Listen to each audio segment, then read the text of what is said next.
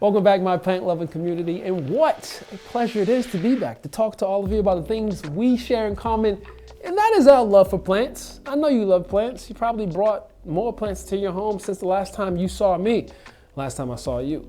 And I hope if you did bring one in, it was this beauty, the Shangri La Pothos.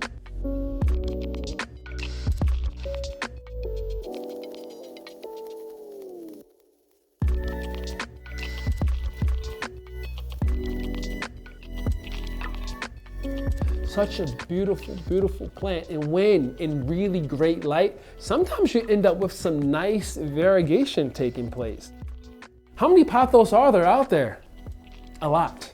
And this is one of my absolute favorites. This rare beauty likes to either be in a hanging planter, so it can all cascade down a pot, or you can, as I have here, put it in some sort of totem, some sort of trellis, so that you can train it to grow up. The more light you give it, the better, the bigger the foliage will be. The more variegation you'll see in the foliage, like you see here, the shorter the distance between each new leaf, the shorter that distance will be. The less light, the more full green that foliage will be. The smaller the foliage is going to develop, and you'll start to grow foliage not as big as you would if you had them in brighter light. This plant will not tolerate any direct sun. The foliage will become sunburned and it'll kill that plant over time, so be aware of that. When it comes to watering this plant, it's rare. I'll take a vessel like this one here, I'll fill it with tap water sometimes, but I'll let it sit out overnight, let those impurities settle, go away, and then the next day is when I will water my plant. When it comes to watering it, you want to make sure that you water it all the way through. And signs that it needs water is when you stick your finger down in the soil, or you take a moisture meter and stick it down into the soil, and the top half of that soil is completely dry. That's when you're going to want to water your plant. Just be aware that when you overwater a plant like this, things will go terribly wrong. And as you can see right here, and I'll pull this off, I've overwatered just a bit, and that sign is you'll start to see yellowing in the foliage. What I would definitely want to make sure is that that soil medium had other things in it, additives that can help pull that moisture away. Bark and perlite, things are going to help pull moisture away from that plant, because you definitely don't want to find yourself in a situation where you are overwatering that plant. If I bring a new plant home and it's in its nursery pot, I never just repot it into a new pot right away. I keep it in that nursery pot. That's why this guy is still in its nursery pot. Why would I do that? Keeping them in the nursery pots not only gives you the ability to move it into a cooler, newer pot whenever you're ready, but it also allows, especially when you have those bigger plants, it also allows for you to move them when you need to move from one place to another easier. It is very difficult to move a plant when you have potted it in a heavy ceramic planter.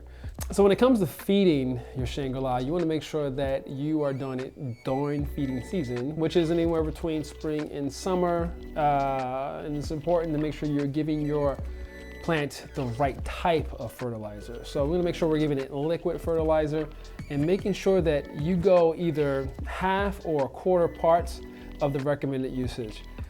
Just so that you're not overfeeding this plant. Now, I tend to want to go every 3 weeks, maybe once a month. Fertilization helps your plant grow much faster.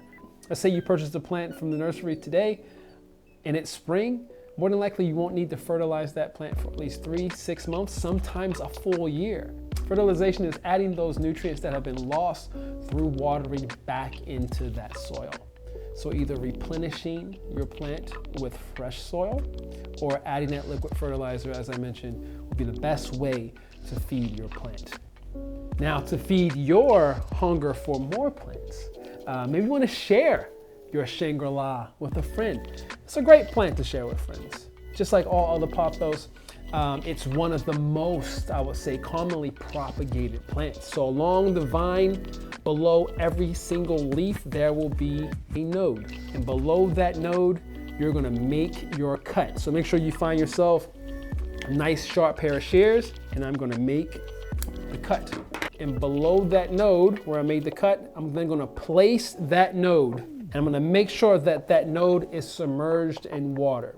Once it's clear, maybe 7 days, 10 days later, you're gonna start to see roots grow from your node, as you can see here. Once it becomes about, I would say, 6 to 4 inches in length, that's the perfect opportunity to now move it into soil, if you like, for that plant to develop and grow and become its own little new plant in your home.